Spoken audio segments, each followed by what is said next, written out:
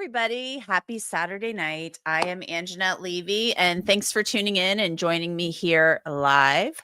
And if you are watching on replay, thank you so much for watching on replay. I always love that when I log on and I see that people have come back after the live and watched. Totally awesome. If you're just joining us, please remember to hit the thumbs up, give me a like, please subscribe. Especially hit that like button. That will really help as we try to grow my little channel here. And it helps with the video. It pushes it out into the algorithm. So every little bit helps. Please feel free to comment on the video, chat. I want to just open too by telling everybody that everybody is welcome here. I just ask that everybody please be respectful. If you think Bryan Kohberger is guilty, you are welcome here. If you think that he is innocent or is getting a raw deal, you are welcome here. I just ask that you keep it respectful and treat everyone with respect. And we'll talk about stuff. So the big news coming out of the pretrial conference this week, a lot of people thought the big news was, oh, Bryan Kohberger has filed his information about alternate suspects. He filed that under seal. We knew that was coming because the judge had told Bryan Kohberger's lawyers that they had a deadline in which to do that. That deadline to file that material was this past week, I believe, on the 14th, March 14th. And this is something that's pretty common. This is really common, actually, in criminal cases where the defense team wants to say some other dude did it. Some jurisdictions are a little more loosey-goosey with this type of thing, and the judge will just let people, let the defense point the finger at other people in the case and things like that. And then there are some jurisdictions and some states where there's case law on the books that requires an offer of proof by the defense to point the finger at somebody and say that they did this, like, oh, but this person did it, that they didn't investigate this person. And so that's basically what the defense is trying to do. The defense theory is that there were two killers in this case, and that neither one of them is Bryan Kohberger. That's the defense theory. And I'm going to play a clip for you that basically spells that out straight from the horse's mouth, Ann Taylor is the horse in this case. So we will get to that here really soon. But the big news that came out of this hearing was the fact that Judge Hippler, and I'm saying Hippler. A lot of people, when I do Crime Fix on Law and Crime, act like I'm not hitting the P right. I'm totally saying Hippler. Okay, we know that it's unfortunate. It sounds like something else, but Hippler, Judge Hippler, is hopping mad, and he seems like a pretty calm guy. But at the same time, he's hopping mad about the Dateline episode that aired not this past Friday, but the Friday before. We knew he would be mad, but we didn't know if we'd get to see him be mad. And I think we saw about as much as we're going to see publicly of Judge Hippler being mad. Bill Thompson, if he's not mad, probably should be mad. Because, Dateline did what news shows do. They got some information. They apparently, I'm assuming they verified all of it, and had to, I'm just letting you know right now, they had to have run this past their legal team. That's how it works when you do something for a big media company or even a smaller media company. You have something that could be controversial. You're going to have to run it by legal, and the lawyers are going to have to sign off on it. Some of the stuff I'm a little surprised maybe that legal signed off on letting them do all of it, but obviously their legal team said, yeah, like, okay, you got it. Go ahead, do it. So Judge Hippler is not happy that somebody, and I'm going to say somebody, but I think it could be more than one person. There could be 1, 2, 3 people provided Dateline with basically discovery material in this case. Discovery material is information from the prosecution that is then turned over to the defense. this is a lot of information that I told you about last Saturday night. Some people have given me flack for airing it over on Crime Fix on Law and Crime. We reported on what Dateline reported. I tried to verify it. I reached out to Ann Taylor. I reached out to Bill Thompson. Neither one of them responded. I didn't expect them to respond. Yes, there's a non-dissemination order, but that non-dissemination order was amended after the media went to court back in 2023. There are still ways that they could provide information without violating the non-dissemination order. Okay. They could just say, I can't provide, an official comment, or I can't do this. I mean, it was amended so that if they wanted to, they could say probably something, they just don't. The whole thing, the whole purpose of a non-dissemination order and a gag order is so that you're not on the courthouse steps screaming about your case. That's what the purpose of it is. And saying, oh, he's guilty, or, oh, Bryan Kohberger's guilty. Like that's what that they don't want the prosecutors and the cops doing that. On the defense side, they don't want the defense doing stuff that is untoward, on their side. So there are still ways that you can maybe say something without being outrageous. Okay. So anyway, Judge Hippler is not happy about this at all. And let's bring up just one of the things that he's not happy about. And this is, when I first saw it, I was kind of like, oh my God, that's kind of like, yikes. This is one of the photos of Bryan Kohberger that was on apparently his phone. And you would have to have a copy of Bryan Kohberger's cell phone contents to provide this to Dateline. So somebody who has access to a copy of the contents of Bryan Kohberger's cell phone provided this to Dateline. So the type of people who have that type of stuff are cops, FBI agents, detectives, whether it's Moscow PD, Idaho State Police, FBI, maybe experts connected to the case, consultants, certainly the prosecutors, the defense attorneys. But Judge Hippler believes, I think, that based on what he wrote, that this came from the law enforcement side of things. I should put a poll up. I'm wondering how everybody feels about this. So, this is a selfie that was taken from Bryan Kohberger's phone. He's wearing all black. There's a bunch of other ones where he's wearing all black, and like a black hood. So maybe this is something he wears pretty commonly. I don't know. I don't know how Bryan Kohberger dresses. We have the other selfie that we've already seen.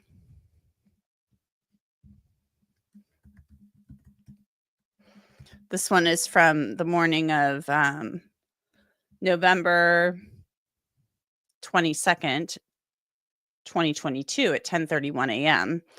And a lot of people have commented on my page, on my YouTube account, that this is Bryan Kohberger taking a picture and possibly sending this to a family member or something to that effect. We don't know. We don't know what he was doing with this. But the the state, filed this with a motion showing, oh, this is what his eyebrows looked like on that day. So they plan to introduce this at trial for that purpose. So that was filed with a motion. That's okay. This not filed with a motion, not okay. And so a lot of this might not even make it in front of the jury. I mean, the judge is there may not be, a lot of this information that came out, the Ted Bundy searches, the searches for pornography, stuff like that, may not be admissible. So that means the jury may never see it. These are things the jury may never see. The judge may look at it and look at the time period. He's going to have to look at whether it's more prejudicial than probative, whether it's relevant. And the people I've talked to, the lawyers I've talked to, have said that a lot of this stuff may not be admissible and it may never make it in front of the jury. So then it becomes really prejudicial, especially if it's released without any context. You know, Bryan Kohberger is a criminology student. We don't know if the Ted Bundy searches were related to that. We just don't know. So there's a lot going on here. Before I get into more of what Judge Hippler said and why he's hopping mad, I want to get to some of your comments. Cynthia Sweezy says they won't give a statement. This is a death penalty case. You're talking about the prosecutor and the defense. I agree they won't, but they could. Not a statement per se. But maybe if Ann Taylor was going to say, and she said in court before, the media reaches out and we just don't respond. That's how we're handling this. She said that a while back. But, she could respond. But I guess she's the one that asked for the non-dissemination order. So if she does respond, then it's like she's violating the order. She's the one that wanted it in the first place. Tara agrees with me. I agree. Multiple leaks. Yeah. I think it's more than one person, personally. That's just my feeling, having been in this business for a while. And let's say this was Watergate, or, and it's not. This is not Watergate. This is not even, don't even try to compare this to Watergate because it ain't. So don't even come here to me with that. Not the same thing. And I will argue that point with anybody. This is a criminal case, a high profile criminal case. Somebody has chosen, from whatever side, somebody has chosen to reveal this information. Dateline got that information, and Dateline did what news people do. They decided, I don't know how, and we don't know how much of it they didn't air, but they decided to air what they aired. They made an editorial decision. These are editorial decisions that news organizations make. And they haven't told us, why they decided to, air what they did or whatever.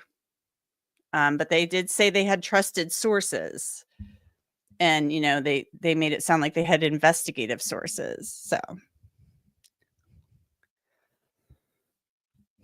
12 gauge investigative says, we are glad you report as it comes. Dandelion says, reminds me of the RA case. Yeah, but this is much more, crazy than that.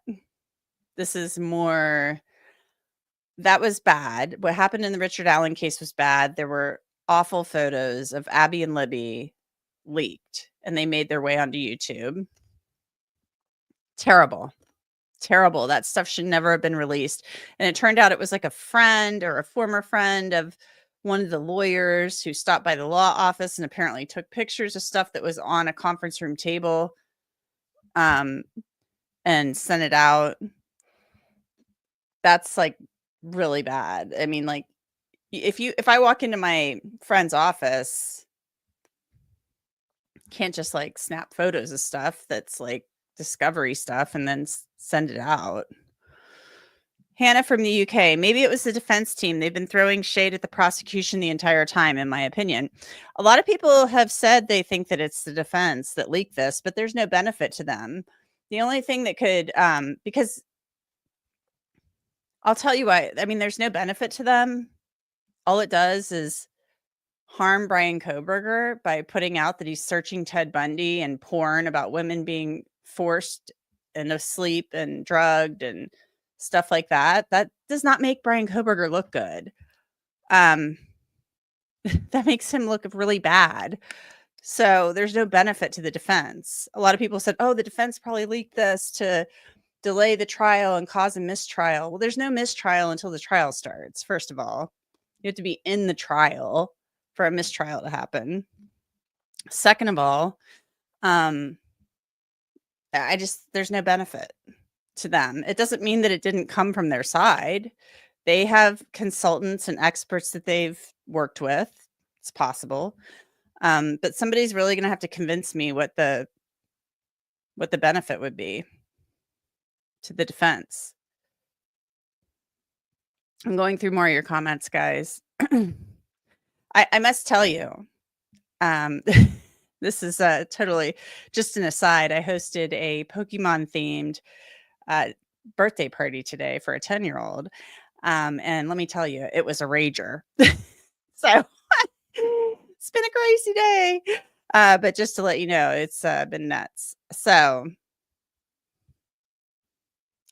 oh boy, Taya Toys is in the house. I saw what you just said. I'm not going to put that up on the screen.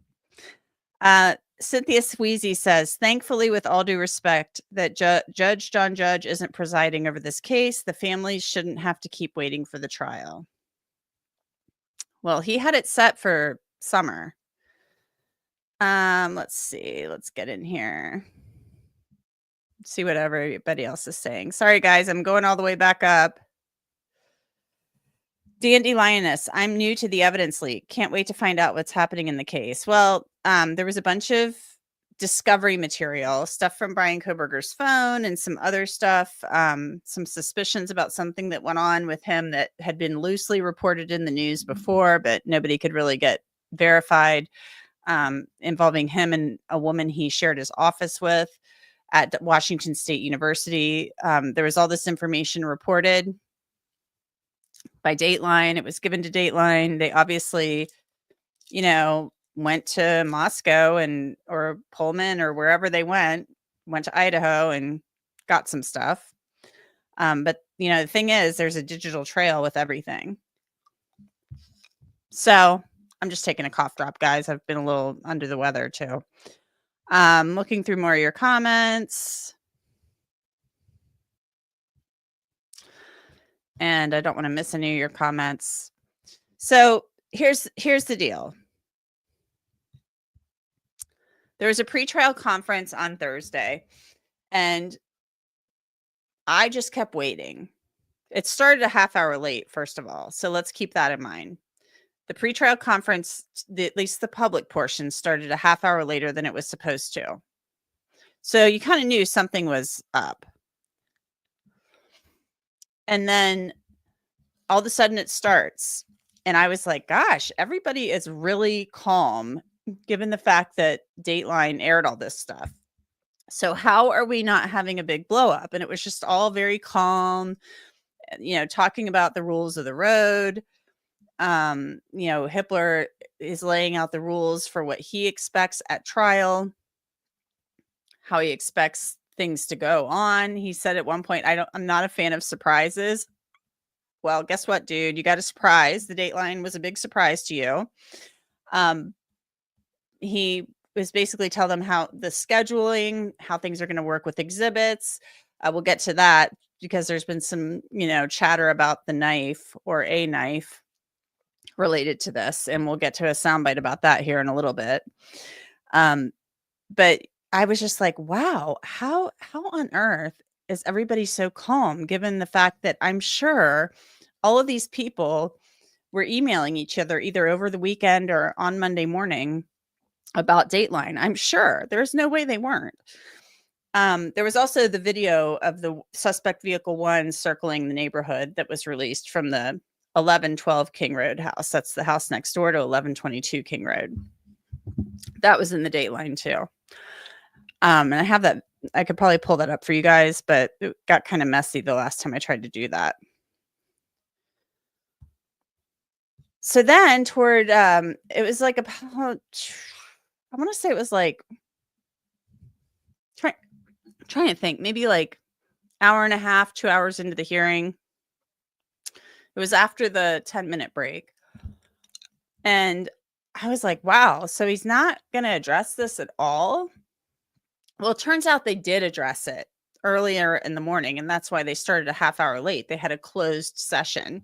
So I'm assuming they're all yelling and screaming during this closed session, and then the public portion starts, and then everybody's like down to business, all professional, because things are always different when, they're back in chambers or the cameras aren't on, things are a little more loose. So I'm sure there were a lot of raised voices.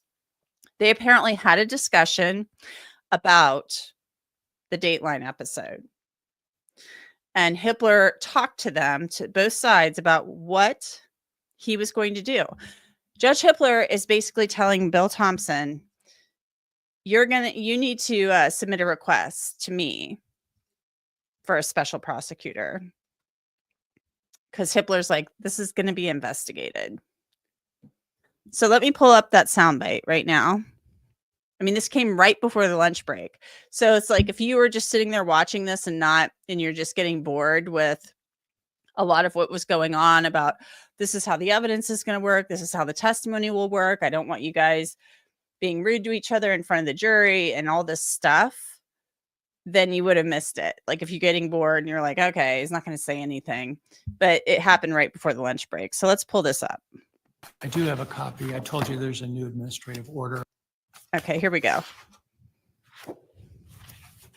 I do have a copy. I told you there's a new administrative order. I'll give you a copy of that just so you don't have to go dig for that. What's that? You've already given it to him? All right, perfect. Thank you.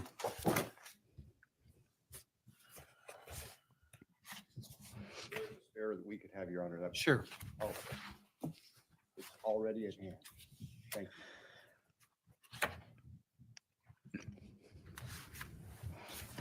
you. Actually, I have copies of the preliminary instructions for you. Oh, thank you, sir.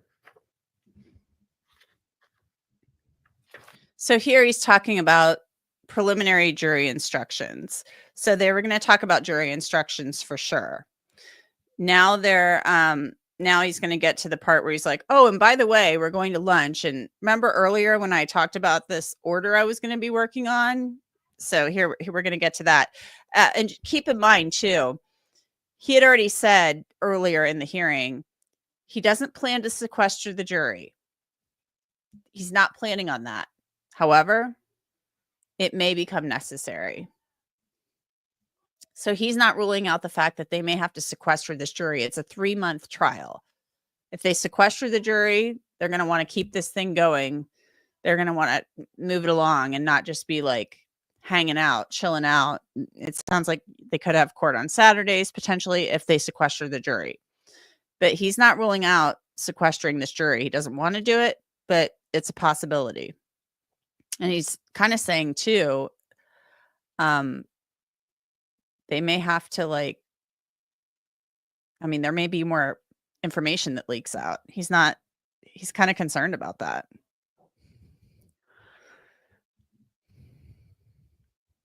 So let's listen again.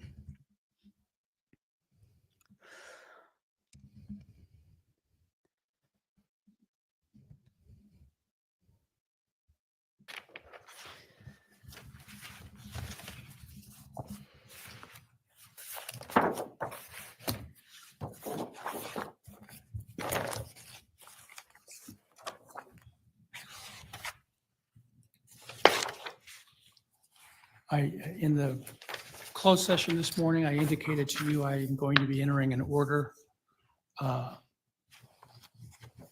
requiring retention of records by the state, and I'm going to write another one extending that to the defense as it relates to violations of the non-dissemination order. I'm going to give you a copy of what that order is going to look like that I will execute likely over the lunch hour. It does require some action on your part, counsel. And as I indicated, I would be open to a request for a appointment of a special prosecutor, and that special prosecutor to ask for a magistrate inquiry so they have the power of subpoena. Okay, you hear that? Special prosecutor and a magistrate's inquiry that has the power of subpoena. So let's back that up and listen to it one more time in case anybody misheard it, because I just saw somebody in the comments say Ann Taylor's the one that asked for special counsel. Maybe she did in the closed session, but I didn't hear that here. Here we go. Entering an order requiring retention of records by the state, and I'm going to write another one extending that to the defense as it relates to violations of the non-dissemination order. I'm going to give you a copy of what that order is going to look like that I will execute likely over the lunch hour. It does require some action on your part, counsel. And as I indicated, I would be open to a request for a appointment of a special prosecutor, and that special prosecutor to ask for a magistrate inquiry so they have the power of subpoena.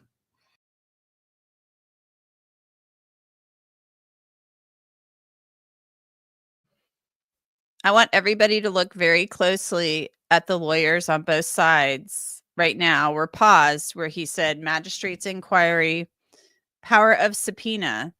So look in the gallery back here. We have Jeff Nye, the Assistant Attorney General, the other young woman, I can't remember her name, last name is Allen. She's working on like a jury question thing. She's assisting Bill Thompson, Latah County prosecutor, sitting there with his beard, Joshua Hurwitz, the former U.S. attorney for Idaho, and Ashley Jennings, I almost forgot her name for a second, sitting there. So let's look at everybody frozen as he talks about this. Having a judge say this is pretty unprecedented. You don't hear this a lot. Bryan Kohberger is sitting there watching on the other side. Becca Barlow, his new counsel, is sitting there. She's the lady with the gray hair to Bryan Kohberger's left. Alyssa Massath is sitting there. And then Ann Taylor, of course, and she's just sitting down there looking. But I'm a big fan of watching reactions and body language. So I kind of want to back it up again so we can watch it again.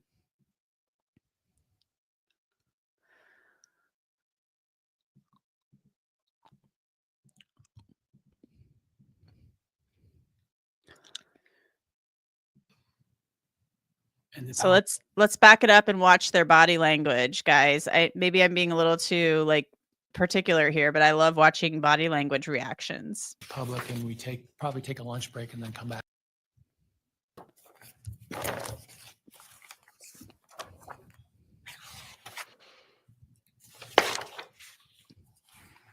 In the closed session this morning, I indicated to you I'm going to be entering an order requiring retention of records by the state, and I'm going to write another one extending that to the defense as it relates to violations of the non-dissemination order. I'm going to give you a copy of what that order is going to look like that I will execute likely over the lunch hour. It does require some action on your part, counsel. And as I indicated, I would be open to a request for a appointment of a special prosecutor, and that special prosecutor to ask for a magistrate inquiry so they have the power of subpoena and the power to question witnesses under oath, as well as the power to grant immunity. So I will be looking for that from you. And that one just deals with the state. I will get you one that deals with your side to preserve records. All right. All right. Anything else?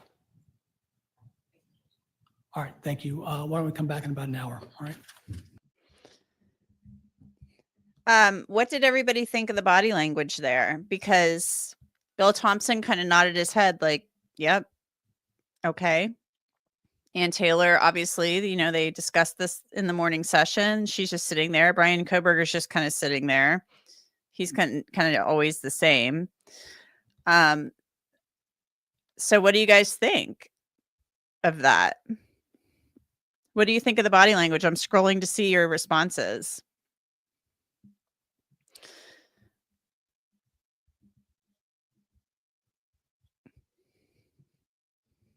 Unravel says it looks like the defense is sweating more than the prosecutors. I don't know if they're sweating. Maybe they're just mad.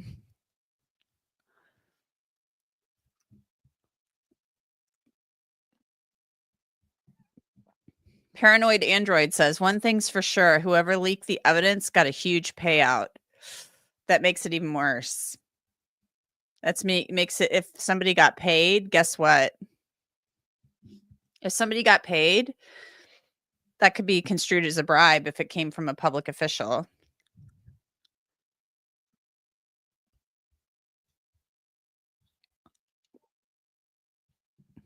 Von Krull says, is anyone ruled out as a source of the leak, or is everyone suspected? I think everyone's suspected, but I think that Judge Hippler suspects it's law enforcement or the state, you know, the state side. And I'll tell you why, because we're going to look at the order. We're going to go through the order to preserve records that the judge issued. Holly says, AT looks tense. I mean, she could just be mad. Maggie May says the bearded one won. Okay, I don't know what you mean by that. Karib shipping, female prosecutor looks like death. Yeah, I mean, I don't know Ashley Jennings other than just watching her in these hearings, but she is kind of like very stiff. But, you know, for a lawyer, I'll just let you know, a lawyer, especially a prosecutor, to like that would be like a career ender to leak something like that. And I'm not accusing her of that. I'm just saying if that happened. Sliden Leiden 617 says that's not true. Ann Taylor was smiling. That is towards the state, and they have a huge problem on their hands. I would agree. This is a huge problem for the state. Huge problem. It's a really big problem because they have a duty. I mean, they have like all of these ethical guidelines they have to abide by. And so Bryan Kohberger, this is a capital case, and it makes it 10 times more serious. He has a right to a fair trial. And they already moved this thing 5 hours south to Boise, to Ada County, to ensure he gets a fair trial, the fairest trial he can in the state of Idaho. There's nowhere else to go. There's nowhere else to go in Idaho. Ada is the most populous county in the state of Idaho, and they moved it there. They, you know, I've been reporting on this case. I report everything I find out. Of course I do. It's my job. But nobody's like doing interviews about it or anything like that. But they moved this thing 5 hours south from Moscow, Latah County to Ada. Ada is a much more populous county. Even the survey that the jury consultant conducted for the defense said that,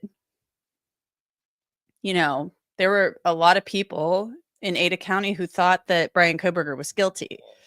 You know, the percentages were kind of similar to the ones in Latah County. You know, however, it's farther removed from the crime geographically. And then also, you know, passage of time. There's been time that has passed. So, you know, maybe there's not as much out there in people's minds. And what is out there in the public is stuff that will be presented at trial. And so you might have heard about it in the news and read about it if you're on the jury, but it's stuff you're going to see at the trial. And then there will be testimony and cross-examination about it. This stuff, a lot of it is probably not coming in that Dateline aired.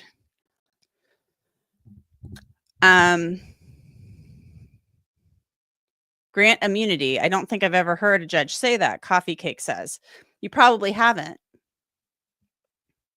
But he's basically saying a magistrate's inquiry, which is basically an inquest of sorts.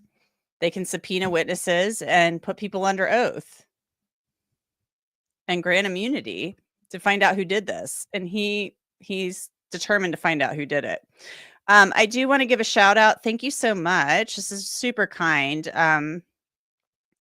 There's a, oh my goodness, look who's, okay. I'm going to get to you in just a second, Bob. Bob, I almost want you to come on if you wouldn't mind. Would you be willing to do that?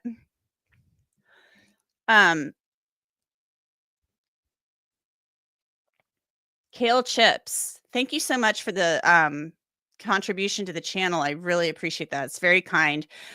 In the doc, it sounded like BK could have been investigating a student-age killer. For example, signs of psychopathy in college student. Your thoughts?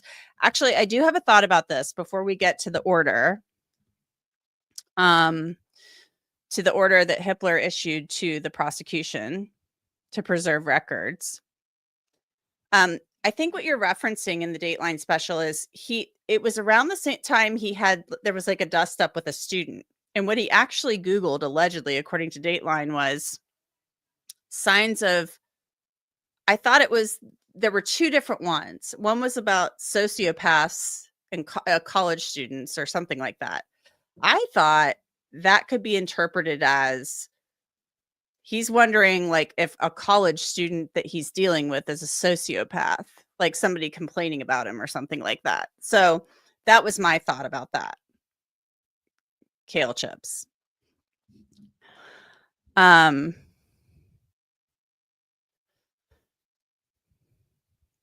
Cindy, as far as like the reactions from everybody, says they were all looking down.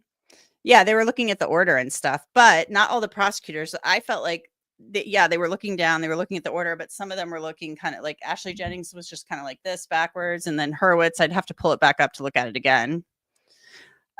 Defense Diaries is in the house. Bob Mata. He says he's a big Hippler fan. Hippler is not playing, Bob. Bob, would you want to come on and chit chat with me about this for a minute? I can send you a link.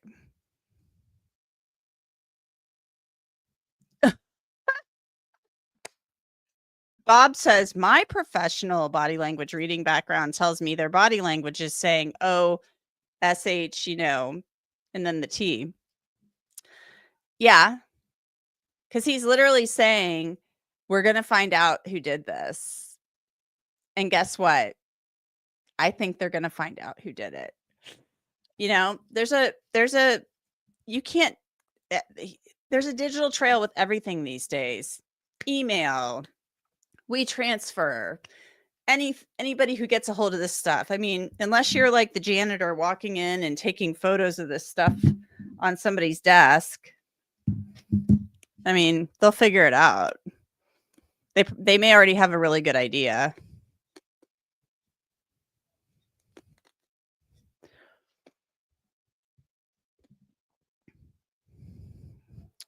Penn Dizzy says, Angenette, please check Jay Embry. Chris McDonough had the audacity of dissing his video and contradicting himself same time. It's crazy. Okay, I don't know what that means.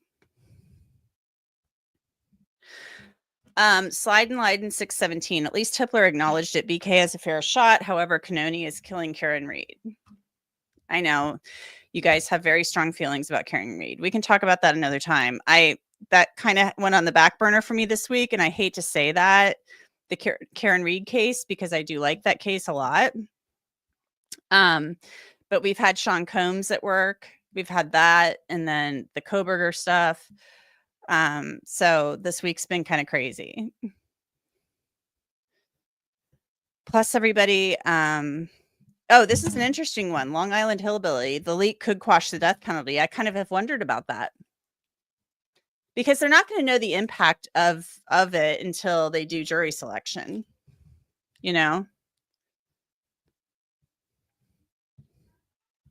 They won't know until they start questioning the jurors what the impact of the information broadcast was. And remember when I came on here last Saturday night, guys, and started talking with you, a lot of you hadn't even watched it. Hadn't even watched the Dateline. So, I mean, TV audiences are shrinking, as we all know. I looked up the ratings for it, and they did win. I think they kind of barely beat 2020 in the ratings, but apparently 2020 has been beating Dateline in the ratings consistently over the last year or two. And they had an episode on about the Pope, the new Pope, Leo. So, I'm going to text Bob. Maybe Bob Mata would come on and talk to me. I'd love to get his thoughts. Hey, Bob. Bob, if you're still in here, Defense Diaries, you want to come on?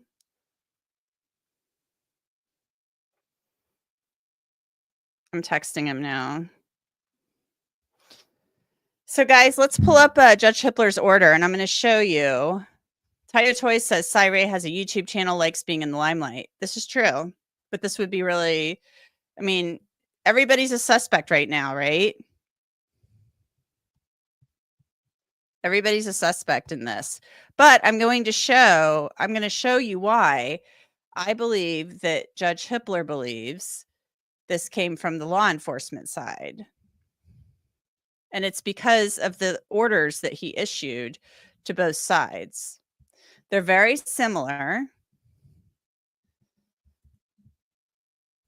The orders are very similar, the preservation of records orders.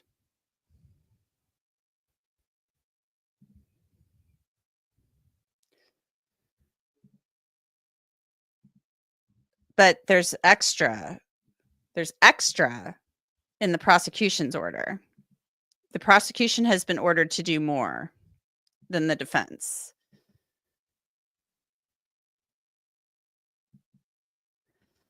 So here we go, guys. Based on sensitive information, this is the document and records hold order for the state. This went to the prosecution. Based on sensitive information not previously publicly circulated that was reported during a recent Dateline TV program related to this case and the defendant, Bryan Kohberger, it appears likely that someone currently or formerly associated with law enforcement or the prosecution team violated this court's non-dissemination order. So he thinks it was a cop or a prosecutor. I don't know if there's anybody who's not on the prosecution team anymore. Such violations not only undermine the rule of law, potentially by persons charged with upholding it, but also significantly impede the ability to seat an impartial jury and will likely substantially increase the cost to be borne by the taxpayers of Latah County to prosecute this case by extending the time it will take to seat a jury and potentially requiring a lengthy period of juror sequestration. So he thinks they're going to have to sequester the jury. Another cough drop. Accordingly, the court finds it imperative to attempt to see that the source of such leak is identified and held to account, and that doing so is the best deterrent to future violations. And just so you guys are aware, this isn't about Dateline. Like, Dateline, they have a First Amendment right here.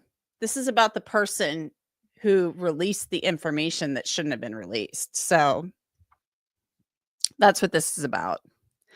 It is hereby ordered that all persons who at any time, past or present, worked directly or indirectly by employment, contract, consultation, or otherwise for or on behalf of any law enforcement or prosecution agency engaged in this investigation or prosecution of persons for the murders that are the subject of the instant case are hereby prohibited from deleting, discarding, overwriting, destroying, altering, or otherwise making unavailable any, whether in electronic or in material form, records, files, documents, metadata, messages, emails, text messages, direct or private messages, phone logs, or logs of communications, regardless of whether made or kept on a work-owned or personal account, device, or messaging app, that in any way relates to or document relates to or document the fact or substance of communications with third persons, including representatives of the media or other persons or entities outside of law enforcement. That's key. Or other persons or entities outside of law enforcement, which communications in any way relate to, refer to, or concern the investigation of Bryan Kohberger. So right here,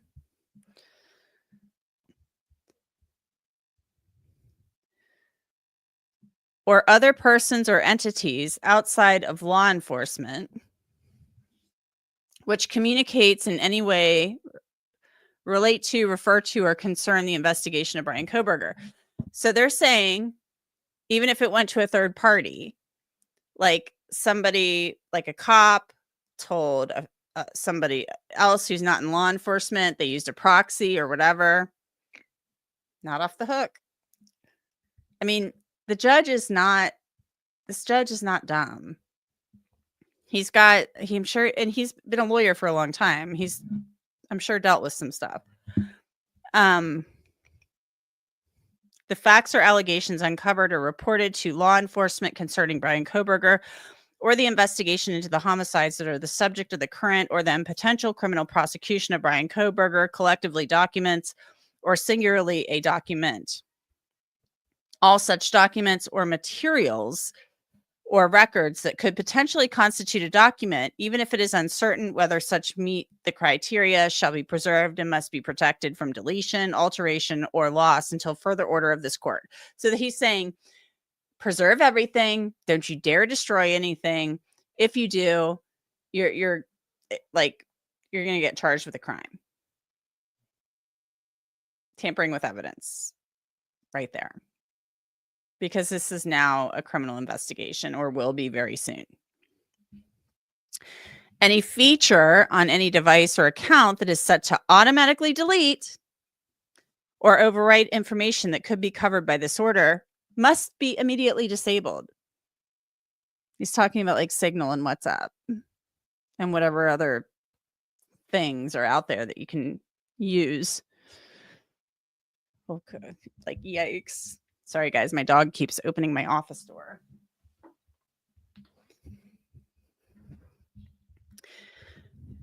Here's why he definitely thinks it's a cop or a prosecutor or a former prosecutor or a former cop or whatever.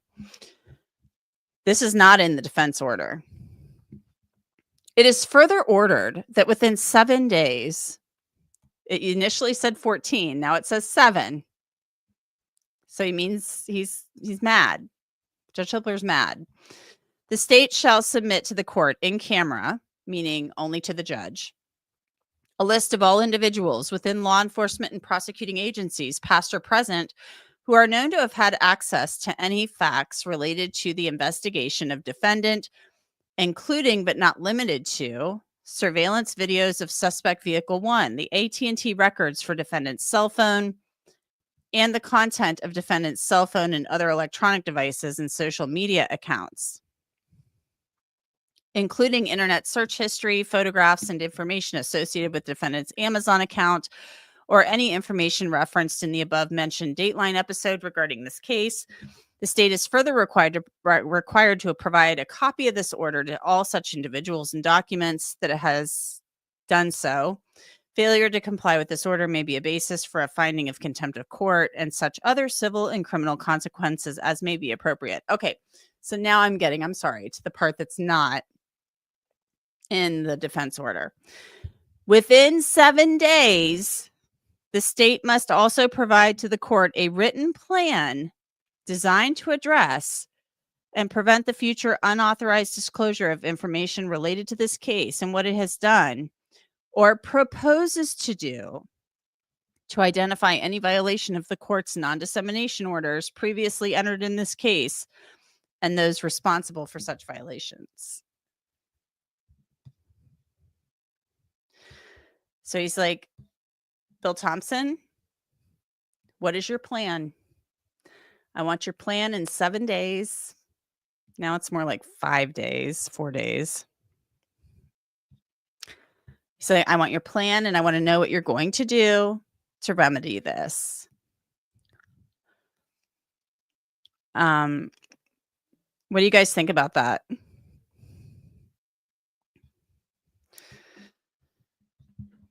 He's literally saying,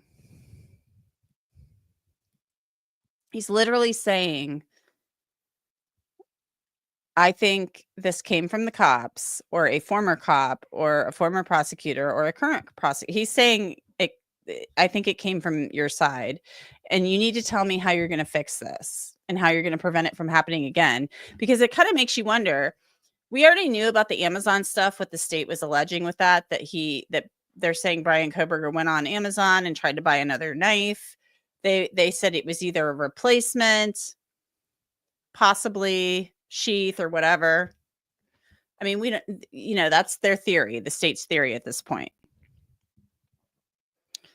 But they had some other click data about the buy now and then taking it out of the cart or whatever.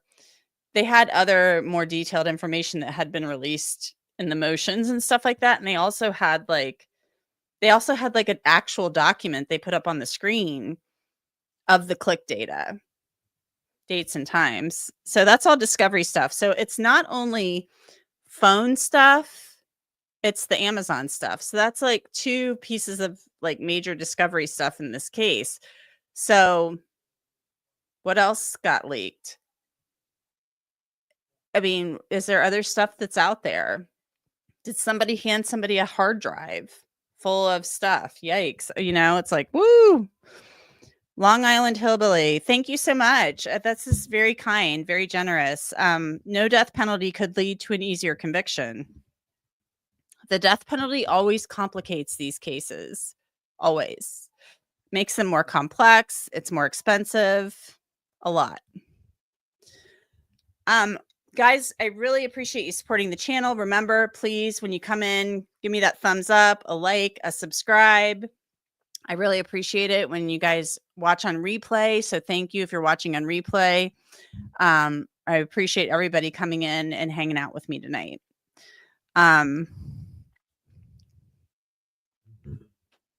You guys are throwing out a lot of people's names. I'm going to be careful with that only because I don't want to single out certain people. We've all heard certain names thrown around in this case on both the defense side and the prosecution side, names that are very prominent in this case because of what they will be testifying to. So you guys are throwing out a lot of these names. I'm not going to accuse anybody of anything. But what do you guys think of what do you think of him basically putting this other stuff, adding this extra layer for the prosecution? What is your plan to prevent this in the future? I see people talking about bullying. Guys, there's no bullying allowed in here. Everybody be cool with each other, whether you agree or not. Cynthia Sweezy says Bryan Kohberger might become neighbors with Chad Daybell. It's possible. Blackhawk 57 Magnum. Step one is figuring out who leaked. If they can't cross that bridge, it's hard to prove the rest. Either way, rules are rules put into place to protect us all.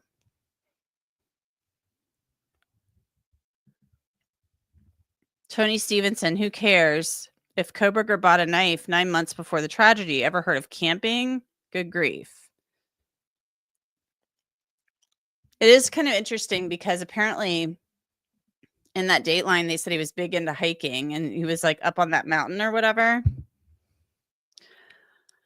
Hiking on that mountain. So, and he did that cross country trip. And there's also something in the Pennsylvania state warrant return about something about Montana and a trip to Montana or something like that. So let's look at the defense order.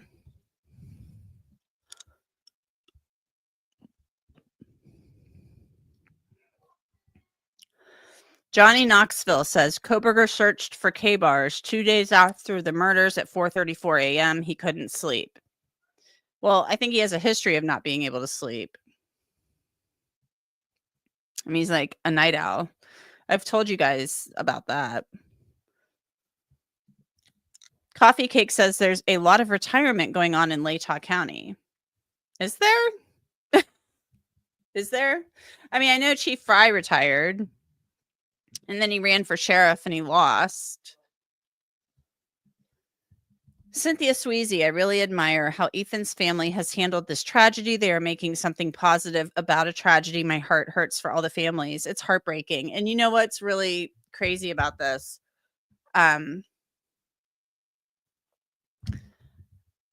You know, maybe the person who put this information out there, and again, I'm a news person. When we get information, we verify it and we determine whether we're going to report it. So I'm not saying anything about the news outlet or anything, but the person who put this out and released it, if they think they're helping the families or the case, not really. I mean, this is a huge case. It's a huge case. Not me. WTF is Santa going to do? Talking about Bill Thompson, I kind of sometimes at work call it. I mean, he looks like Santa. I'm sorry, he does. He would be a great Santa. Like at Christmas, I would be highly shocked if he doesn't sometimes dress up as Santa at Christmas and like do stuff for kids. I don't know if he does that or not. I don't know what he's going to do. But the judge is telling him he's going to do something. Tony Stevenson says somebody got paid for that trash being leaked. Yeah, I mean, if they did, that'd be really bad.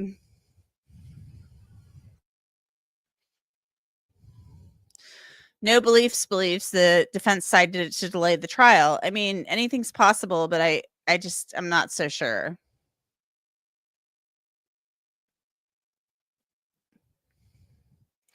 Terry says, sounds like Hippler thinks it's from the prosecution side, as you said. Yeah, I think he does think it's from the prosecution side, definitely.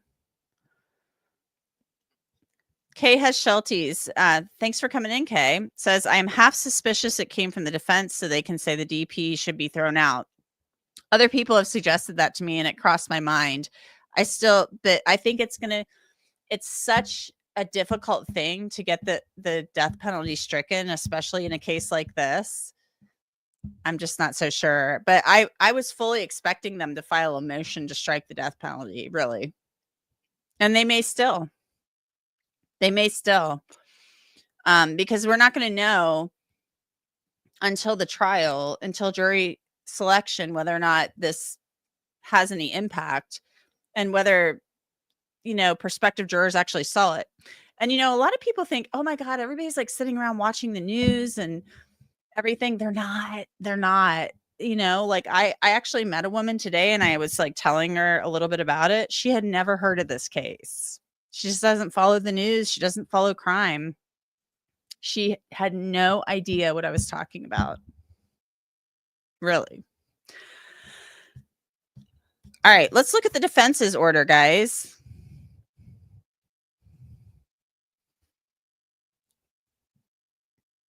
This one's for the defense side.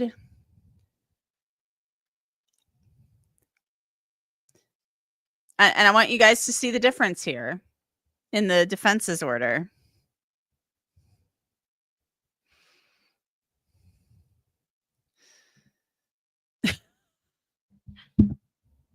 I'm going to pull up the defense order. Taya Toys says MSP thinks Karen Reed might have done it. Oh boy. Taya Toys with the jokes. We do need a little bit of relief every once in a while here.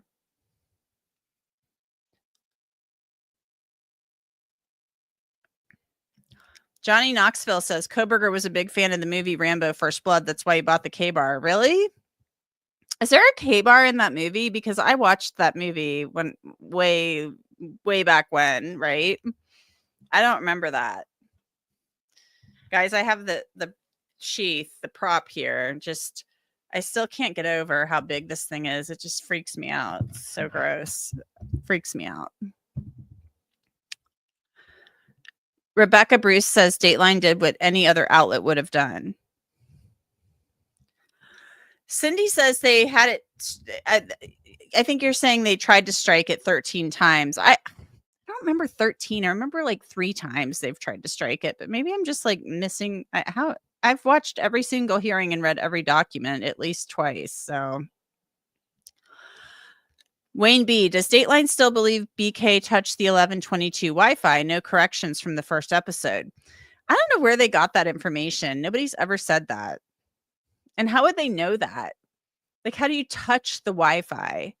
Like, if you're going to log on to Wi-Fi at somebody's house, don't you have to like physically push on it? Like, I don't get it. So let's look at the defense's order. Remember, guys, thanks, for joining me, of course. But remember, when you come in, I really would appreciate it if you would hit the like button, the thumbs up, subscribe, all that good stuff. It helps the video, helps the algorithm. Now let's go to the defense order because it's a lot different, as you can imagine, from the prosecution's order. Documents and records hold order for the defense.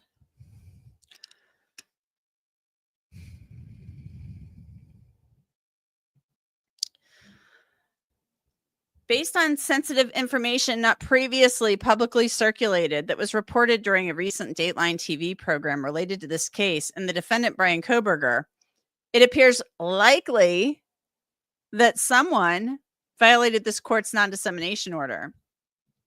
Now, that's a big difference from the states, because in the states' order to preserve records, it said, it appears likely that someone currently or formerly associated with law enforcement or the prosecution team violated this court's non-dissemination order. It doesn't say in the defense they think that Hippler thinks the defense did it. It appears someone violated this court's non-dissemination order. Such violations not only undermine the rule of law, potentially by persons charged with upholding it, but also significantly impede the ability to seat an impartial jury and will likely substantially increase the cost to try this case by extending the time it will take to seat a jury and potentially requiring a lengthy period of juror sequestration. So it's basically the same thing, but in the state's version, it says it appears likely a cop did it, or a former cop or prosecutor. I don't know who the former member of the prosecution team would be, because I just thought it was always Ashley Jennings, Bill Thompson, Bill Nye, or not Bill Nye, that's the science guy, sorry.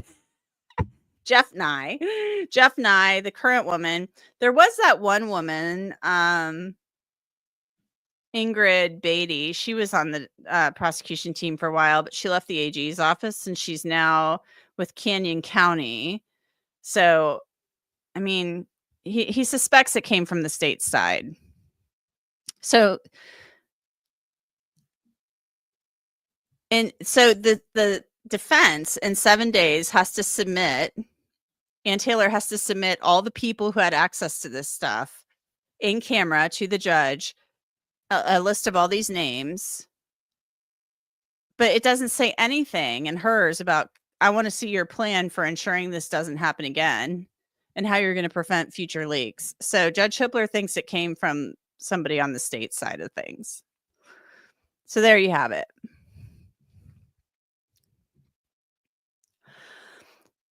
So a lot of people are saying too, that I heard that there were some people on YouTube saying, good luck finding the leak. Well, guess what? It's not going to be that hard. I don't think. And there are other people who agree with me. And, Dateline will protect their sources. And that's what we do as news people. Johnny Knoxville says, I watched the Dateline. The phrase used was sources close to the investigation. They did say that, and they said trusted sources. Not Me says there are hundreds of people who have touched this case. That is true. But are there hundreds of people who have access to the Amazon stuff, the phone stuff, and the Google searches? It's phone records, Google searches, contents of the phone. It's like a copy of the phone. and the Amazon records.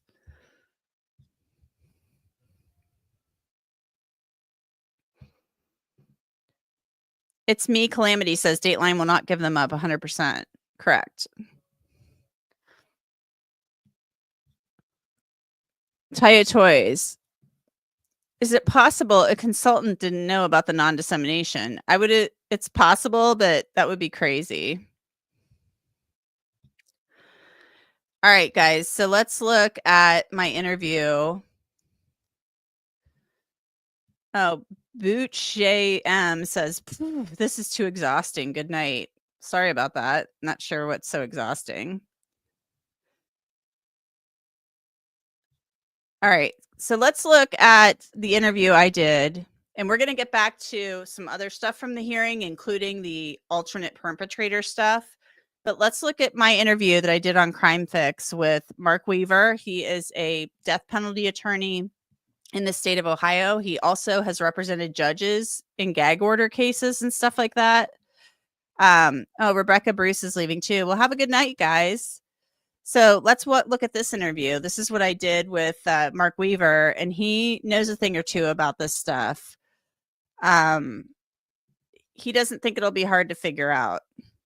And I don't either, especially with digital stuff these days. So I did this on Crime Fix yesterday. I'll put the link if you want to watch the whole episode into the chat. But Mark's really smart. And so I think you'll enjoy this. All of this drama that's going on in this case, I want to bring in Mark Weaver. He has prosecuted death penalty cases in the state of Ohio. He also works as a special prosecutor and sometimes a judge. So, Mark, this is the pink salt recipe that took me from 179 to 126. Of course, we get the ad. I want to know your reaction to Judge Hippler, who is not pleased, quite obviously. He's calling on the prosecutor, the lead prosecutor in this case, Bill Thompson, to submit a request to him to appoint a special prosecutor to investigate this leak of information to Dateline. He calls it sensitive information. It was obviously from discovery materials. And he says a lot of this information may not have been admissible. Yeah, this is about as serious as it gets. I represented a judge in a state Supreme Court case who had entered a gag order and murder case. And so I'm very familiar with the powers of judges to do this. And it's very common in death penalty cases to have gag orders. What's much less common is for the judge to be so upset that he sets up what will essentially be a criminal inquiry, not run by him, but by somebody else, where people will have to not only maintain and preserve all their records, but probably go under oath and swear under penalty of perjury that they did not, in fact, leak this material. So it's hard to imagine a more stringent step taken by this judge. The judge noted, in the public hearing that they had a closed session about this. So that there were words exchanged, things were said in this closed session. We're not privy to it. I wish we were. So I am sure he called the prosecutor on the carpet. He called the defense attorney on the carpet. I am sure many things were said in this exchange about how in the heck this happened, weeks out from jury selection, that information from the defendant's phone makes its way to Dateline, things that weren't even discussed in pretrial motions, things about searches for pornography and selfies and searches about serial killers and things of that nature. So tell me what probably happened from your perspective as somebody who has been a prosecutor in death penalty cases and represented judges about what probably happened in that closed session. I imagine the volume was louder back in the closed session, whether it was in chambers or in a closed courtroom, than what we heard. The judge is clearly angry, and he has a right to be. Everything about a death penalty case is different from your garden variety felonies or even murders for that matter, because there are so many different ways the judgment can be overturned on appeal. And so good on the judge for wanting to protect the record, as we say, in every possible situation. Most of what we saw in this Dateline report would not be admissible, or it certainly would be admissible only over strenuous objections by the defense. So the judge is trying to protect this trial. Now, remember, though, jurors don't have to come in with no knowledge of facts. They simply have to be able to attest that they can set aside anything they heard outside of the court and focus on the evidence. Clearly, my reading of the separate orders that he wrote to the defense and the prosecution, he clearly suspects this leak came from the state side. He is telling the prosecutor, you have to come to me within 7 days with a plan about how you're going to prevent such leaks in the future. So that, to me, he didn't say that to the defense. He suspects this came from law enforcement. Well, law enforcement typically has the inculpatory evidence, the things that prove the crime, then they give it over to the defense and discovery, so defense have it as well. But the motive would be on the law enforcement side.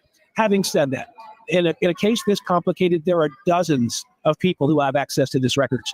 Sure. Law enforcement at various agencies, at the prosecutor's office, consultants and experts and advisors to the defense and the prosecution teams, possibly could be more than 50 people have access to this record.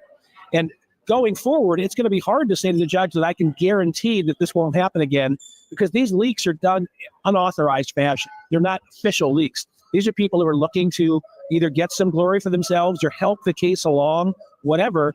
It's hard for a prosecutor to guarantee it won't happen again. I mean, you can trace who has access to these materials. And he talked about how the inquiry that could be launched, the people would have subpoena power, the magistrate would have subpoena power, the ability to grant immunity to people.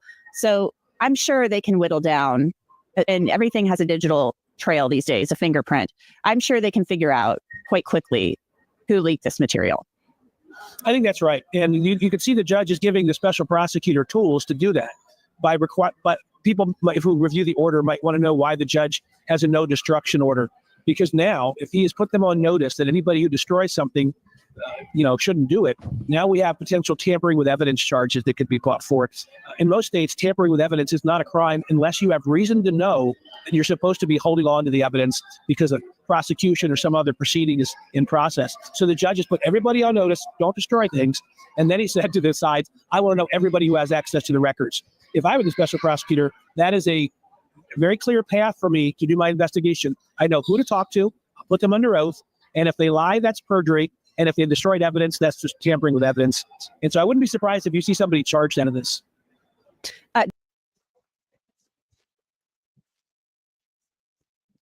Okay, so Mark says he's not going to be surprised if somebody is charged out of this case. And then I brought up Miss Becky. Remember Miss Becky from the Murdaugh case? She was charged this week with perjury for lying. She's accused of lying under oath to Justice Toll, which, do you guys want me to talk about that another night? Maybe I should put that on a poll. Like, do you want me to talk about the Murdaugh case? I covered that thing. I'm still covering it. That thing is crazy. But Miss Becky, the clerk of court, was charged with lying to Justice Toll about giving out sealed exhibits, etc., under oath at a hearing for Alec Murdaugh to get a new trial. And then she's been charged with perjury for that. And then she was also charged with misconduct in office for releasing sealed exhibits. So and other things, and for promoting her book and stuff like that. So if you guys want me to talk about Murdaugh another night, I will. But then I touched on that with Mark about how Miss Becky, we just saw somebody charged. There wasn't a gag order. It's kind of different, but it's a little similar. Here we go. Carolina. We just saw the clerk this week, Miss Becky. She was charged with perjury for allowing, she apparently gave out sealed exhibits, and SLED says she lied about it. So she's not only charged with lying about under oath to a judge about. Yes, these are my real lashes. Thanks, guys. Giving out the sealed exhibits. She's also charged with misconduct for giving out these sealed exhibits. So, yeah, you can be charged with disclosing this stuff. That's true. The people on the government side, the prosecution, law enforcement, have a higher burden of following the law than people on the defense side. Both sides have to follow the gag order or the non-dissemination order. That's true. But we expect people in law enforcement to abide by a higher standard, particularly for the prosecutors who are not ethically supposed to be seeking a conviction. They're ethically supposed to be seeking justice. And as a result, leaking something that might be not admissible right ahead of a trial is certainly not seeking justice. And Judge. So I thought that was super interesting because he's saying, Mark's he works as a prosecutor and does death penalty cases. And he is saying, the stuff may not be admissible. He's saying the stuff may not be admissible.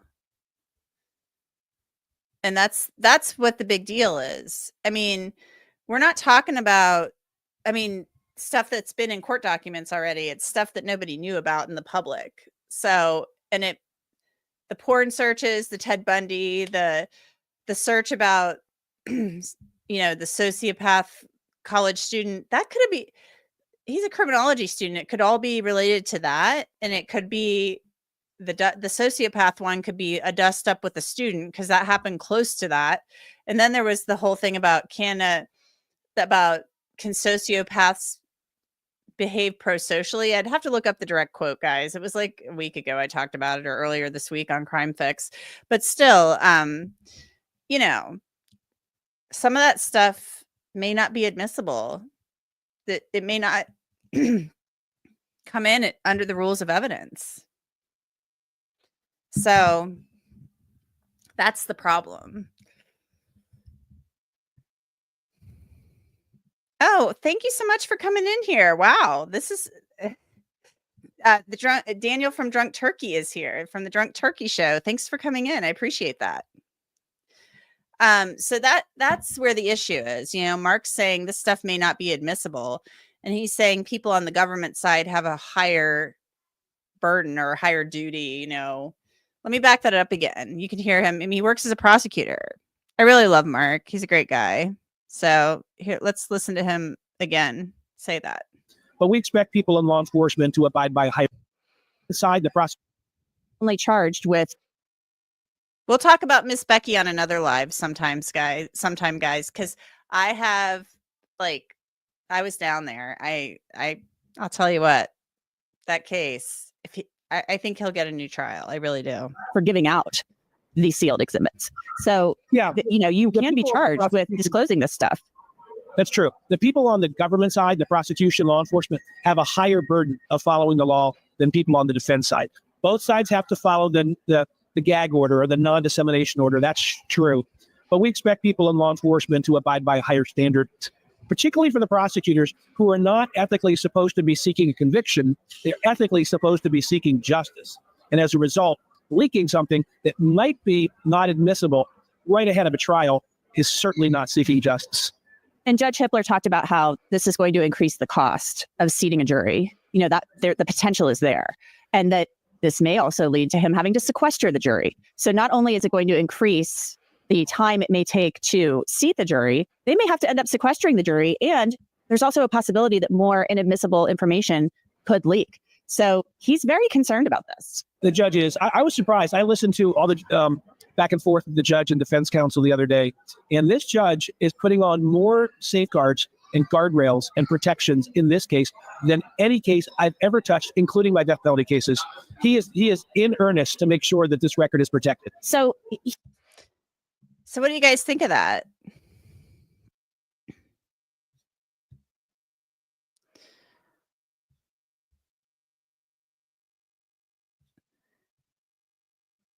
Because Mark's a pretty good guy. I really love Mark. He's a great guy. He knows what he's talking about. He's done death penalty cases. He's been doing this for a long time. Again, I'm going to put the link to this episode in the chat if you want to watch the whole episode. I thought it was a pretty good one. Crime Fix episode. It's going in the chat.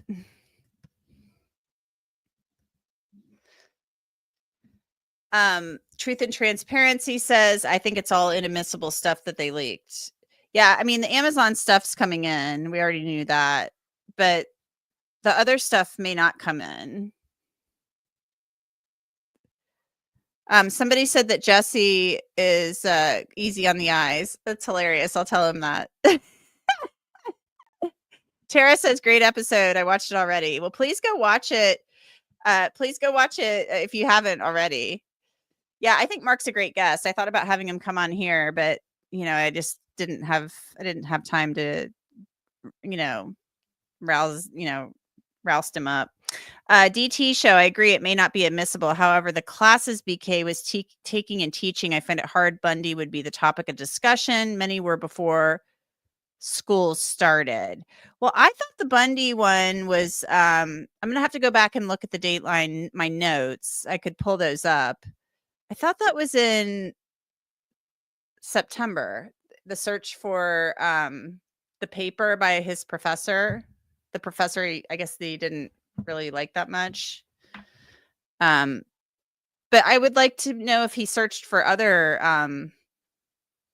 serial killers and stuff. I mean, he was looking to study the criminal mind. That was my understanding.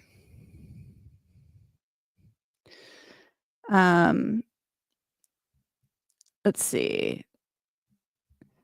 Can I kick it? Sorry, guys. Can I kick it says he is obsessed with Bundy, clearly. It's possible.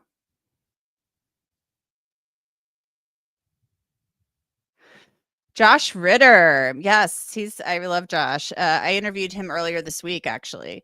He went over reasons it could be a defense leak, and he was a prosecutor too, and is a defense attorney. Yeah. Well, clearly, Judge Hippler doesn't think it was a defense leak, and I showed you guys earlier why. I can show it again. I mean, the judge, I want to know what happened in that closed session where they talked about this the other day. Judge Hippler thinks it was from the state side.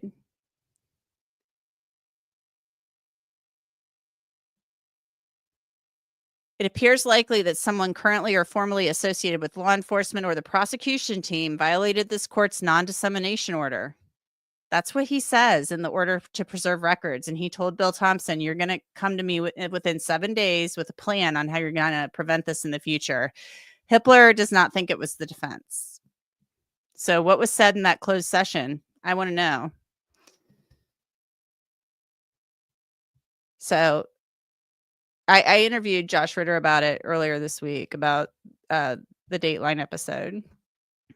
I think I'm Wacky Wheeler says, I think I'm the only one on this planet that has not watched the Dateline episode. Yeah, I mean, you can watch it, read about it, all that stuff. Annie Ruler says, I just rewatched some Bundy. BK may have been concerned about a student. Well, that's why I think the one sociopath Google search could be about this student. Apparently he had a dust up with a student or something. So maybe he was thinking like one of his students had sociopathic traits. I don't know. I'm going through your comments, guys. Johnny Knoxville, Kohberger taking the bathroom selfie is the weirdest thing ever. That's that one. But, you know, I've been saying since the beginning, we need more information about it. We need more context. We don't know, especially now that Dateline's saying he was calling a number associated with his dad or registered to his dad that morning, like, and there were like 3 calls, and then this happens. It's like, well, what was going on? We don't know. Truth and Transparency says the Dateline January 13th, 2023 episode is what leaked the Amazon info originally, and the Dateline source, LE, got it mixed up. And so therefore there was a blunder on that first Dateline show. Yeah, they did say April 2023, and I think it was March that they said he bought the K-bar. David says Hippler is afraid of a motion to dismiss or a mistrial. Well, I've said it before. Of course, the defense can file as many motions to dismiss as they want. So he's not afraid of a motion to dismiss. A mistrial only happens once the trial has commenced. His job is to make sure that there's a fair trial. Oh, you don't have to apologize, Cynthia.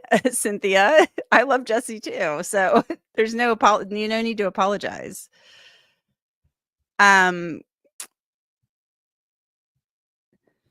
Yeah. So Red Truck says, I think you mean porn. Porn searches are juicy, but probably come under character evidence rules.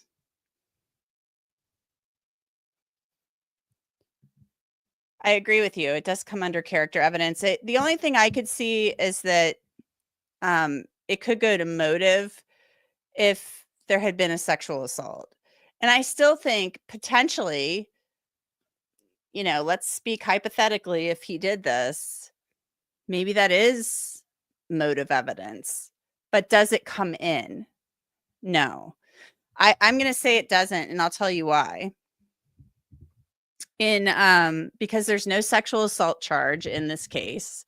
So I don't think that's coming in. The date of the searches would be important. And also, I covered the Avery case. I don't know if you guys are familiar with it. It's the Teresa Hallbuck murder in Wisconsin. Stephen Avery was a man. He was wrongfully convicted of rape and then exonerated through DNA evidence with the Wisconsin Innocence Project. He's out of prison for a couple of years. If I'm mixing up that time frame, forgive me. It's been a long time. Then he's accused of murdering a woman named Teresa Hallbuck, who would come to his family's property and his property to photograph vehicles for the Auto Trader magazine. She was a 25-year-old photographer. Her bones were later found, her bone fragments, not her bones, fragments of her bones. That's how demolished her bones were. It was horrible. It's just disgusting and horrible. Were found in the burn pit behind Stephen Avery's garage. His nephew, 16-year-old nephew, Brendan Dassey, later arrested and charged after the police said he confessed to helping his uncle rape and murder Teresa Hallbuck. Stephen Avery was initially charged. After Brendan's confession, they added like a false imprisonment charge and sexual assault charge. Then those charges were dropped. After Brendan, it was clear Brendan was never going to testify against Stephen Avery, and he was deemed to be kind of possibly even an unreliable witness against Stephen, even if he would testify, because he had kind of recanted his confession and then he confessed again, and he's like, it's back and forth. And so they had inconsistent statements. My point being, in that case, there were some searches, I think, that were attributed possibly to Stephen Avery. There was like Playboys and stuff found in his and some other porn stuff found in his house. There was all these weird porn searches that he could have made on a computer, but then everybody else was saying another family member did it. That evidence never came in because there was no sexual assault charge.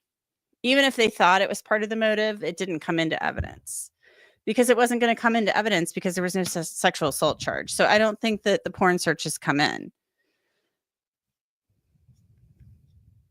All right, guys, let me go through some more of your comments, and then we will move on.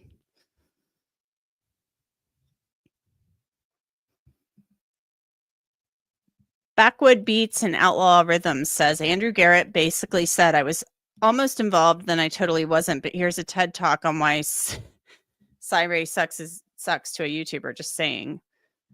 Okay.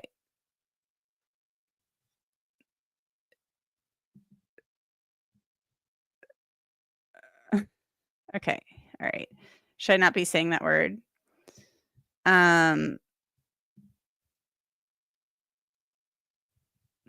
Okay. Looks like there's some talk in the looks like there's some talk about the gag order. DT Show says, I'm not worried at all. I'm not under any gag order, and everything I dropped was cleared by lawyers. As far as what I haven't shown, how is that violating a gag order if I'm not releasing anything? You're not violating a gag order. You're not. The people who can't, the non-dissemination order, guys, just so we're clear, it doesn't cover the media. Media has rights. It covers the people, the cops, prosecutors, experts, people associated with the case. That's who that covers. It's just, people learn stuff all the time. It's just when, this is a big case, a huge case. Huge case.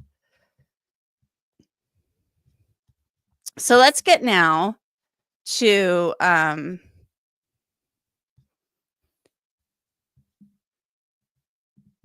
Shelley Sturt says, you have done nothing wrong, Daniel. Yeah, I don't see why anybody is saying you did anything wrong or how you could have done anything wrong. DT Show says, I think when it comes to the video of suspect vehicle 1, Dateline was out there early. My opinion, they had it before the gag order. That's interesting. It's possible. But then why did the gag order was issued early January 2023? So why didn't they just run it during the first 2023 Dateline then? Do you know, Lee T says, do you know where the rumor started that Kohberger's sister suspected him? That doesn't seem legit. And how could anyone know that besides family? I do not know where that started or if it's true.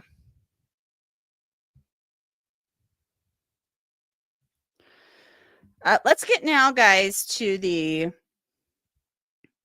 talk of the alternate perpetrators. I touched on this earlier. Ann Taylor has submitted information to the court as she's required to do. There will be argument about it. Yeah, Daniel is fine, guys. Sorry. I see Daniel hasn't done anything wrong at all that I don't. The non-dissemination stuff covers cops and all of that. So I think there's misunderstanding about that. But anyway, I'm sorry. So Ann Taylor has submitted information to the court about alternate suspects. And basically they're going to argue there were two killers. That's what the defense is going to say. They have an expert saying there were two killers. It's going to probably play into their whole thing of the DNA on the glove outside the house and the DNA on the hand railing. So here's Your Ann Honor, we have produced. prior hearing. Your Honor, we have produced an expert that believes that it's likely that there were two people, two weapons. That Dawson doesn't. testimony about the degree of intoxication goes to the, what I'm assuming was given that degree of intoxication, the ability to fight back. In rebuttal to your experts, as I understand it. I think that's what the state says. I don't think that's proper rebuttal. Well, because we didn't talk about intoxication, because the state's medical examiner talks about defensive wounds anyway. So this would seem to be contradictory with other testimony that they intend to put on. We are not contesting the intoxication level of any of the deceased. I understand your argument. Thank you. So she was talking there, you know, they have an expert who's going to say there were two killers, two different weapons. I'll be interested to hear more about that once the trial started or once the trial starts. So they've submitted this information under seal. We don't know who they're referring to with their alternate suspects. The state will certainly object to this. They will file a motion or a reply saying, this doesn't meet the standard under Idaho law, under the Meister case, I believe is what it is. And they'll ask Judge Hippler to not allow them to point the finger at other suspects. There'll be some argument about that at the upcoming hearing on June 18th. There's something else that had people buzzing. And here's what had them buzzing. Hippler was talking the other day about how they're going to certain evidence when it comes into the courthouse, how it will be displayed, what people can do or not do with it. And he brought up knives and guns, and people are like, oh my God, do they have the knife? We don't know if they have the knife or not, but we do know that they confiscated from the house in Pennsylvania 2 knives. And so we don't know if they ever found the K-bar knife that Bryan Kohberger allegedly bought using this family account. And let's listen to what Hippler said, and we'll talk about it. Physical object exhibits work with the marshal. Here we go. Physical object exhibits work with the marshals on getting them in the courthouse. So, for example, if it's something that's going to raise alarms at the security line, such as, I don't know, a knife, make sure you've got the aid of security in advance to get through that. The TCA can direct you to the Marshal Service and who to talk to there. We tend to use for dangerous items like guns and knives, a display box that the item would then be locked in to display to the jury. And so that can go to the jury without fear of an accident happening. I don't think there are any guns in this case, so I'm not as worried about that in terms of those being pointed at anyone by accident. But in terms of the knife, we'll probably be in a display case.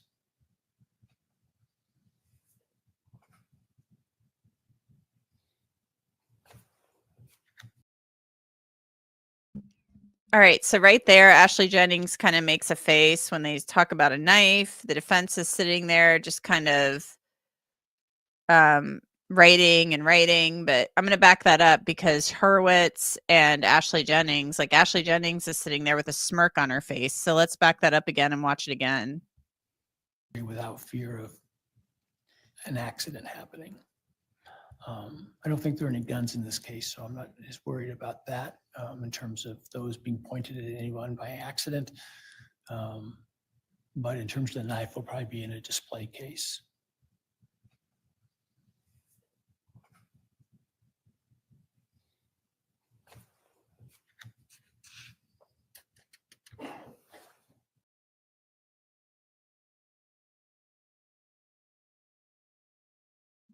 So he said in terms of the knife, it'll probably be in a display case.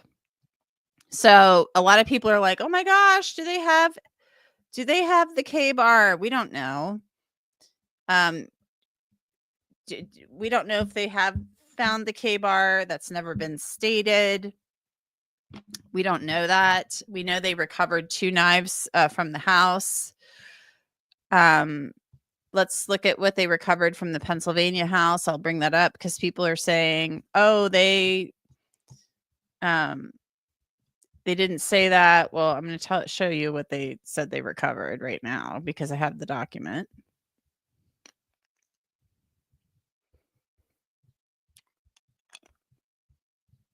So a lot of people are buzzing. Do they have the K-bar knife? We don't know. He could be talking. We don't know if there's a replica. We don't know if there are other knives. We know that there were knives recovered from Bryan Kohberger's parents' house in Pennsylvania. One was like a Taylor cutlery knife.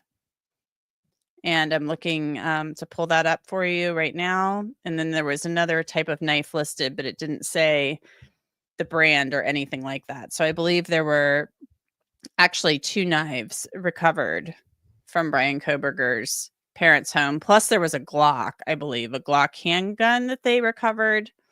But that's not believed to be relevant in this case.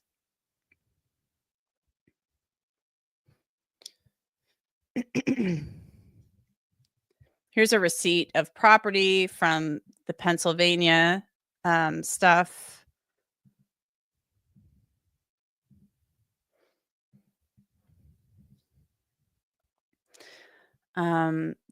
These are items taken from the Hyundai Elantra, swabs, Ziploc bag with pink zipper, 7 quarters, a plastic baggie with green zipper, some 36 dimes, 32 nickels, 8 pennies, gloves, receipts, car insurance card, car registration, hiking boots, comfort inn room key holder, and stay information, tire irons, shovel's interesting, goggles, floor mats, reflective vest, used water bottles, wrench, door panels, seats, and seat cushions, headrest, seatbelt, visor, fiber, brake pedal, gas pedal, phone charger, band-aids, wrappers, maps, documents, and a seatbelt. Nothing further. So that was from the Hyundai Elantra. But there's also a return of items from the home of Bryan Kohberger's parents.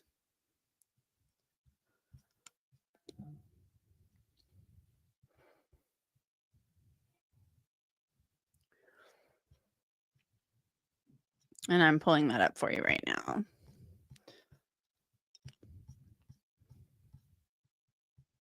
Sorry, guys. Oh, it's not on here. I apologize. But they did have, excuse me, they actually did seize 2 knives from his parents' house. One was Taylor cutlery and another was another type.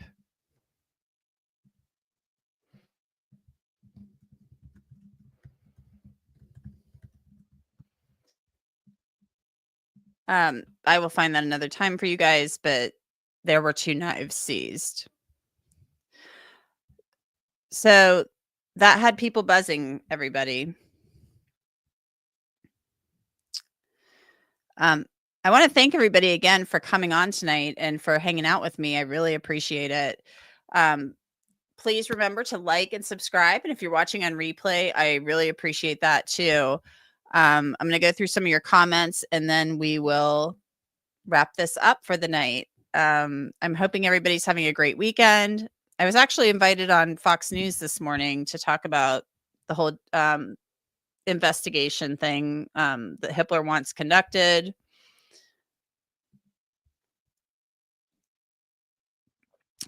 Drunk Turkey says they tell him it was a mistake and the doc was missing the word sheath. I don't know what to tell you. There is a document. I'm going to have to pull it up. I thought that was the right document, but there is a document that shows the items seized from his parents' house, and it lists 2 knives, another knife with a sheath, and then a knife. It just says knife. It doesn't say the brand. And maybe I'm not finding it properly on here, but let's just look one more time before we wrap this up. I'll go through some of your comments. But let's look one more time at Hippler telling them, if you're just joining us. Oh, Long Island Hillbilly says no actual knife. They're going to display a replica. That's kind of what I wondered. I wondered if they were displaying a replica. That was my thought. But let's watch Hippler one more time talk about this. Zerper _77 says Rambo knife. I'm going to have to, you guys have me wanting to look up Rambo again. I haven't watched that in a long time. Heather Fitzgerald says the floor model K-bar stock image Elantra. Okay, I don't know what that means. Cindy Hollenbeck says, I think if the jury sees how big a K-bar is, they will get the chills. I've actually not seen the actual knife in person. I have a hardware store at the street from my house, and the guy pulled out a similar knife one day. I was asking him about K-bars because he used to sell them, and he pulled a knife out that was similar size, and I was like, oh my God. Oh my God. And here, guys, I mean, I'll just show you. The sheath is huge. I've shown this to you before. Look how big it is. I mean, certainly bigger than the Pope back there. Like, it's huge. I mean, I can't even like hold it properly to show you. I guess I have to scoot back. It's just crazy.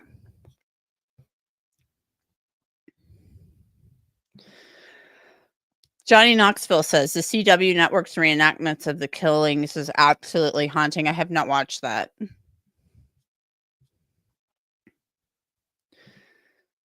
Oh, SJSU philosopher says Bowie knife is bigger. Let's watch Hippler one more time, and we will wrap this up. This is Hippler telling them we're doing an investigation. Oh, thank you, sir. So you don't have to go dig for that. What's that? You've already given it to him? All right, perfect. Thank you. Preliminary instructions for you. Oh, thank you, sir.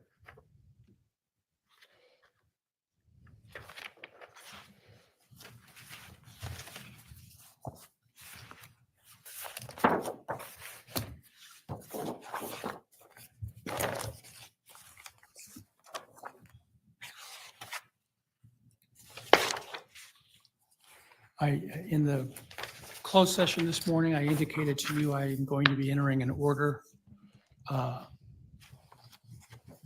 requiring retention of records by the state, and I'm going to write another one extending that to the defense as it relates to violations of the non-dissemination order. I'm going to give you a copy of what that order is going to look like that I will execute likely over the lunch hour. It does require some action on your part, counsel. As I indicated, I would be open to a request for a appointment of a special prosecutor, and that special prosecutor to ask for a magistrate inquiry, so they have the power of subpoena and the power to question witnesses under oath, as well as the power to grant immunity. So I will be looking for that from you. And that one just deals with the state. I will get you one that deals with your side to preserve records. All right. All right. Anything else? All right. Thank you. Why don't we come back in about an hour? All right.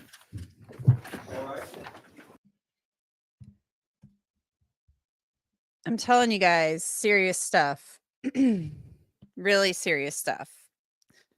I'll go through a couple more comments and then we're going to wrap this up. Oh, Mel Mac, I hit you by accident. I'm sorry. P Fox, Jetpack. I'm sorry, something's covered up here. I apologize. Sorry, Jetpack, vacuum, and shower curtain parachute. Okay. Harley Harlow. I'm glad Hippler is starting to see how shady the state is.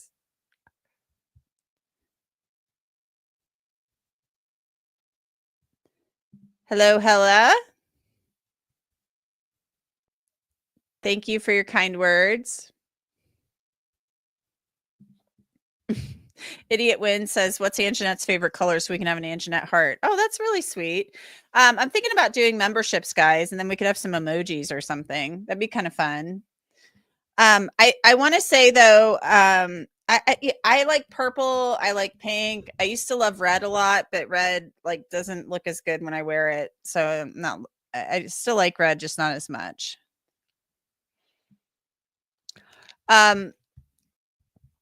One thing I wanted to touch on, and I just lost my thought. I apologize, guys. But yeah, it doesn't get more serious than this, I guess, with the high profile case, you know. I mean, I'm a news person, I'm a reporter. I like getting all the goods and the scoop. I'm not going to lie to you. I love it when people give me information. But this has turned into something, and we're going to keep an eye on it and see where it goes, and see when this request for a special prosecutor gets filed, because Hippler basically told Thompson to do that. He told him to do it. He told him to submit the request for a special prosecutor. He obviously feels that's necessary. Maybe they discussed that in that morning session. But I'm going to find some other stuff. We're going to talk about this. Guys, I'm going to wrap this up. Thank you so much for being with me tonight. I so appreciate it. Remember, thumbs up, like, subscribed. I've loved hanging out with you. Let's talk another time. A lot of people on the poll didn't want me to talk about Diddy, so maybe I won't. But maybe I'll do Murdoch another time. We'll stay on top of Kohberger, of course. But we'll talk about Murdoch too, because I can tell you all kinds of stuff about Murdoch, and I can probably get some people to come on and talk with me about it. So again, thank you to the moderators tonight, to the docket for helping me out, for Webby, Mel Mac, and Monty. Thank you so much for helping me, you guys. I appreciate it. And I just really appreciate everybody coming in here and hanging out with me. Please be respectful to everybody in the chat and in the channel. Yes, Hella, Becky Boo. Yes, I'm going to be talking about Becky Boo here in a little bit. Because I have a lot that I can say, and I have a lot of people I can talk to about it. So remember, again, if you'd like to support the channel, like and subscribe. I really appreciate that. Thank you to everybody who helped tonight and who gave super chats. That's always very generous, and I so appreciate it. So thank you so much. Have a great night, guys. See ya. Bye-bye.